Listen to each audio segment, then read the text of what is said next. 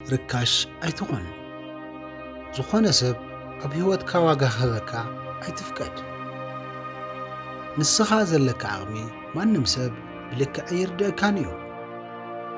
ሰባት ናትካ ዋጋ መዚኖም ዝኸፍልኻ ንስኻ ኢኻ ኢሎም ብዝሓስብዎ ልክዕ ጥራሕ እዩ ኩል ግዜ ናይ ህይወትካ ዋጋ ሓፍ ክተብል እንተደሊኻ እቲ ምስጢር ዘሎ ምሳኻ እዩ ናይ ህይወትካ ዋጋ ምስ ፈለጥካ በቲ ዘብቅዕ ናይ ህይወት ደረጃ ንበር ንስኻ ዘይኽበርካዮ መንነትካ ማንም ሰብ ኣየኽብረልካን እዩ ኣብዚ ሓደ ባህል ኣሎ በዓል ዋና ዝነዓቑ ማንነት ማንም ኣየኽብረን ድዩ ዝበሃል ሓቂ ሓደ ሕቶ ክሓተካ ንስኻ ንርእስኻ ክንደይ ኢኻ ክንደይ ናይ ዝኣክል ኢልካ ትሓስብ እንታይ ከ ይግብአካ ሰባት ንህይወትካ ዋጋ ክህቡን ከኽብሩኻን ቅድሚ ምሕታትካ ንስኻ ፈለማ ናይ ርእስኻ ዋጋ ፍለጥ ዋጋኻ ምስ ፈለጥካ በቲ ዝምጥነካ ልክዕ ተመላለስ በቲ ዝግብአካ ልክዕ ክትነብር ጀመር ናትካ ምህላው ይኹን ዘይምህላው ዋላ ሓደ ለውጥ እንተዘይምፅኡ ረብሓ እንተዘይሃልይዎ ናይ ህይወትካ ዋጋ እንታይ እዩ ናትካ ዘይምህላው እንታይ ይጎድል ንስኻ ብቐሊሉ ብኻሊእ ሰብ ክትካእ እትኽእል ሰብ እንተደኣ ኮይንካ ዋጋኻ ክንደይ ዝኣክል እዩ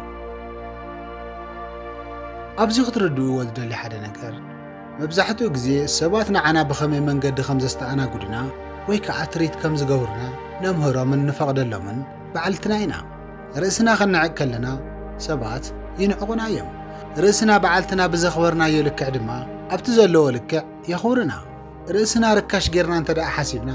ልክዕ ከምቲ ናይ መኸይድ ምርጫ ከም ዘይብሉ ሰብ ኮይንና እንተቐሪብና ሰባት ከም ታራን መራፂ ከም ዘይብልናን ሰብ ገይሮም ከስተኣናግዱና እዮም ንባዕልኻ ዋጋ እንተደኣ ሂብካ እቲ ዝመዘንካዮ ዋጋ ክትቅበል ኢኻ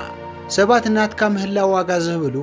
መፍትሒ ዘሎ ምሳኻ እዩ ዝኾነ ሰብ ከም ታራን ርካሽን ኣቕሓን ዝረኽበካን ተጠቒሙ ምስ ወድአ ረጊፅካ ዝሓልፈካን ናይ ሰባት መስርሒ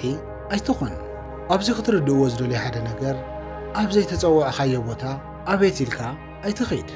ዋጋኻ እውን ኣይትሕሰር እንተዘይሸይሞምኻ መርሐ ክኸውን ኣይትበል ልዑል ዝኣክል ዓቕሚ እንተሃለወካ እኳ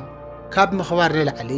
ካብ ዓይኒ ሰባት የውፀካ እዩ ኣብዚ ክትምልስዎ ዝደልዮ ሓደ ነገር ሰባት ብኸመይ መንገዲ እናስተኣናገዱኻ እዮም ዘለዉ ነዚ ሕቶ እዚ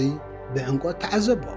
ምናልባት በቲ መንገዲ ሒዞም ከም ዝቐርቡኻን ከም ዘስተኣናግዱኻን ዝፈቐድካ ባዕልኻ ትኸውን ፈተውትኻን ኣዕርኽቱኻን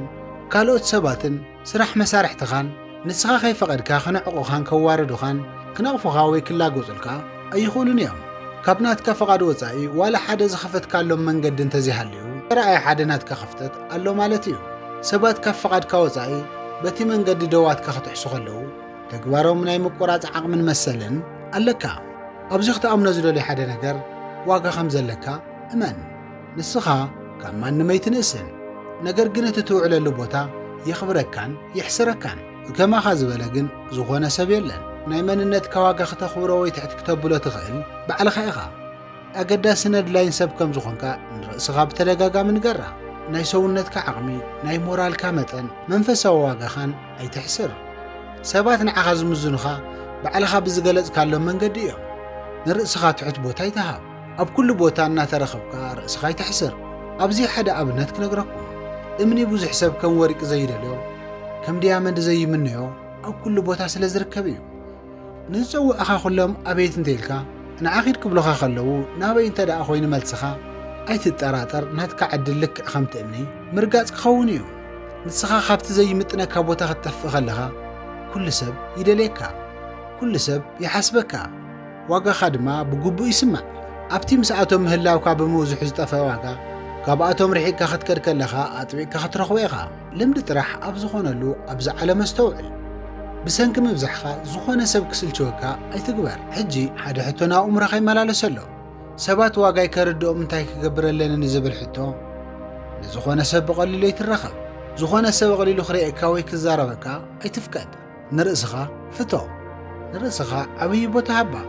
ናትካ ዋጋ ብሰባት ከም ዘይውሰን ብተግባር ርኢ ናትካ መለክዒ ባዕልኻ ጥራሕ ምዃንካ ኣይትረስዕ ኣብ መወዳእታ ክብሪ ናይ ኩሉ ሰብ ድምፂ እዩ ነገር ግን ነቲ ክብሪ ዘኽብርዎ ርእሶም ኣኽቢሮም ዝኸብሩ ብርቱዓት ሰባት ጥራሕ እዮም ካብ ናትካ ሚዛን ትሕት ኢልካ ኣይትረኸብ ዋጋኻ ወስኽ ብቐሊሉ ሰባት ኣይትመዝን ኣይትለክዕ ፈጣሪ ካብ ዝሃበካ ሰብኣዊ ክብርን ታሕቲ ኣይትንበር ርካሽ ኣይትኾን ክሳዕ መወዳእታ ስለ ተኸታተልኩምኒ ኣብ ዘለኹም ሰላም ኩነለይ ቻው